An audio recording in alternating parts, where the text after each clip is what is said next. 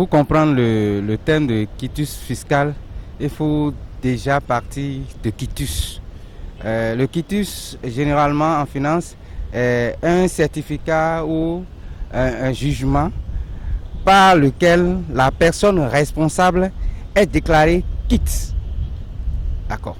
Maintenant, dans le domaine de la fiscalité, le quitus fiscal, c'est ce document-là que l'administration des impôts vous délivre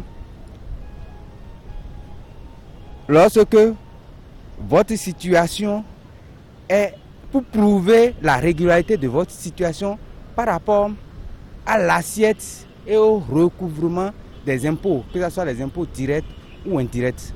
En un mot, le quitus fiscal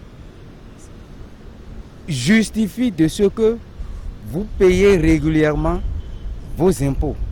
Pour avoir son quitus fiscal, il faut déjà partir de l'obtention d'identifiant fiscal unique, ce que nous appelons généralement IFU.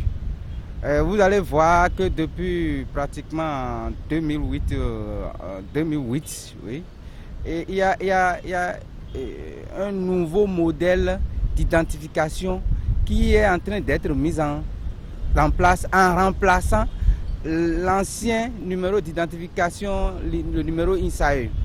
Et pour obtenir ce numéro d'identifiant fiscal unique, il faut d'abord faire une demande. Vous faites une demande que vous adressez au directeur général des impôts. Et cette demande-là est accompagnée de quelques pièces. Avec votre photo, une photo d'identité et votre acte de naissance, copie de votre acte de naissance, de votre pièce d'identité, acte de naissance, pièce d'identité ou passeport. Et l'administration vous délivre ce numéro fiscal unique là. Maintenant, de plus en plus, ça se passe en ligne, directement en ligne. Donc, vous n'avez plus à produire la documentation. Vous êtes chez vous, vous allez sur la plateforme